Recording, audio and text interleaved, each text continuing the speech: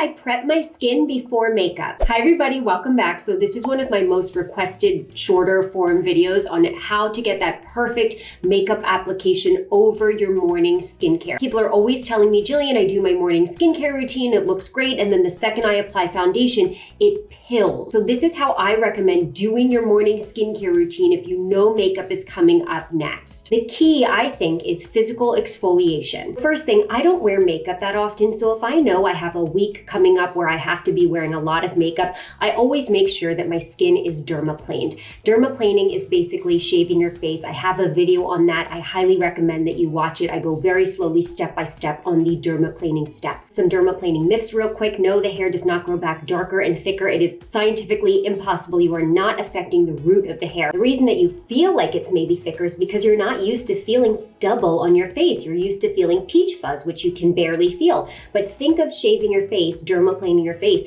the same exact way as shaving your legs. You shave your legs and over the next couple days you feel that stubble coming in, right? Well, it's the same thing on your face. You're just not used to feeling that, but it does not come back darker. It does not come back thicker. Dermaplaning helps your skincare products absorb into the skin better. It helps your makeup sit on the skin better because you don't have that layer of peach fuzz. You don't have that layer of dead skin cells. So you know I don't wear makeup that often, but if I have something big the next day and I know I'm going to be wearing makeup the night before, I dermaplane. I never dermaplane in the morning. I always dermaplane the night before. I use a hyaluronic acid serum as my glide. I shave my face, I tone my skin, and then just serum and a gentle moisturizer at night. You do not want to do any sort of acid or retinoid the same night that you dermaplane. And then I wake up with glowing, perfectly smooth skin. So after dermaplaning the night before, let me show you what I would do in the morning. First thing is my favorite physical exfoliant. This is the Dermalogica Daily Microfoliant. I got it in a cute little travel size for when I'm away so I can bring it with me always. And it is a powder. Now you mix it with water. You can add a little bit to your cleanser to have a nice physical exfoliant cleanser. But what I like to do before makeup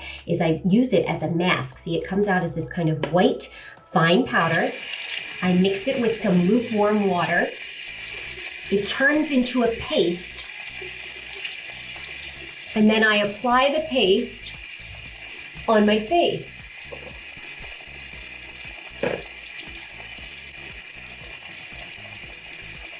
And I turn it into a mask. Now I'm going to leave this on my face for about 10 minutes. It's going to harden to the point where I'm going to be talking like this. And then in 10 minutes, we are going to gently massage it off. This is going to give you glass skin like you have never felt before in your life. I've tried a lot of different physical exfoliants. This is the most gentle. I have very sensitive acne-prone skin. I'm struggling with a little bit of rosacea. This is fantastic even for the most sensitive skin, but it gives you this incredible glass-like texture. This is a must for me before I apply makeup. So see, I kind of made it like a paste on my face. I'll see you in 10 minutes. Okay, it's been about 10 minutes. It's hard as a rock. So now we're going to take lukewarm water, gentle circles, and massage it off.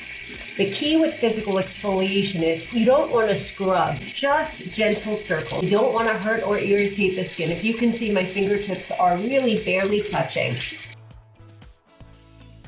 Going to very gently pat dry. Look at this. You can see the glass skin already, and my skin feels so smooth. Now, next thing we want to do is tone. I want to get off all these little white spots that are still on my face from the exfoliant. I always use my favorite, my Thayer's in Rose Petal, alcohol-free. This is my favorite toner for acne-prone skin. I've used it for over 25 years, and I swear by it. Look at that nice glow from the exfoliant as well. Personally, I think toning is very important. It balances the pH, it preps and cleans the skin for your actives to go on. So now, I dermaplaned last night. I did a gentle exfoliant this morning. My vitamin C serum is going to absorb so beautifully into my skin. Then a little moisturizer, a little SPF, and then makeup is going to go on so smoothly. No pilling, nothing like that. And every single thing I do to my face, I do to my neck and chest as well. I'm gonna give this toner a couple minutes just to totally dry, and then we're gonna move on to our vitamin C serum. Totally clean, totally dry, moving on to the next step, which is vitamin C. I've been trying out the SkinCeuticals Silymarin CF, which is apparently better for acne, I've heard. I really can't tell the difference though between this and the CE Ferulic. I find that people use way too much vitamin C. This is your reminder. You only need 3 to 5 drops that should fully cover your entire face. neck, and chest. So if you see, one drop fully covers my forehead. I kind of apply it and then I gently pat it into the skin. Another drop is going to fully cover my cheek and nose. See, I kind of apply it like this and then gently pat it. Yes, I do go all the way up under my eyes. I find that it's an awesome brightener. Is going to fully cover this cheek and chin. So that is 3 little drops for my entire face. You do not need a full dropper.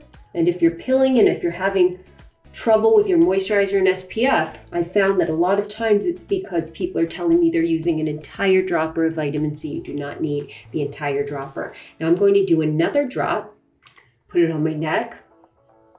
Kind of covers 1/2 of my neck. Don't worry if it doesn't feel like much, it is getting onto the skin. Now one more drop for the other side. And then the excess, kind of rub and pat onto the back of my hands. I think I end up doing about 5 to 6 drops total. If you don't have time to wait between the other steps, I get it, that's okay, but vitamin C, try to give it 3 minutes if you can, 3 to 5 minutes to let it really absorb into your skin before moving on to the next step. So I'm gonna go put this back into the fridge, get myself some lemon water, then we'll come back and we'll continue on. It's been about 5 minutes. I just got some eye cream cold from the fridge. This is how much I use. It's very, very little. It's like a 1/4 of a pea-sized amount. I dot it like this on both ring fingers. And then I dab under here. This is Isdin KOX Eyes. I really like this eye cream. If you find that no matter what you do when you put on makeup, you still get some bad pilling, creasing around the eyes, just skip eye cream, honestly. Skip it that day. Keep the eye area as clean as possible. So if you can see, I kind of dab and smudge all above and around the eye. There we go. Next step is going to be some moisturizer. I have a ton of different moisturizers I use. This is one that I've been liking in the morning. It's the Matter of Fact Peptide Hyaluronic Acid Moisturizer. I do not use that much. This is in one of those little like squeezy containers. I actually really like these pumps. I think they're fantastic because you don't have to scoop out the product from the jar and, you know, risk contaminating the jar. It's just right here for you. I think more moisturizers should come in these pumps. I think they're amazing. So a little on the forehead, nose, and then excess always on the neck.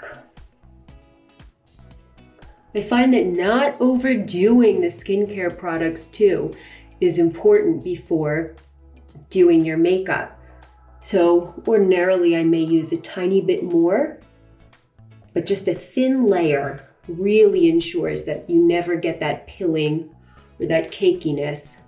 And I really try to spread it and press it into the skin, if you can see. So it's just going on so smoothly. Look at this. I can't even tell that anything's on my face, but as you know, we've got multiple layers, but that's what we want. Now, I don't normally wait after moisturizer. I hop right into SPF. My favorite sunscreen under makeup is the Bloom Effects Tulip Dew Vitamins and Minerals SPF 50. It is lightly tinted. It is absolutely gorgeous, dewy. I don't like matte sunscreens under my makeup. I find that if they're already matte, then I try to add some like glow. It just kind of like counteracts what I want to do. I'm not gonna put this on because I am filming a different sunscreen video today, but I'm going to show you how this looks on the back of my hand. This, if you have skin tone similar to mine, you might absolutely love this sunscreen. It is gorgeous. Look at that. It just kind of goes,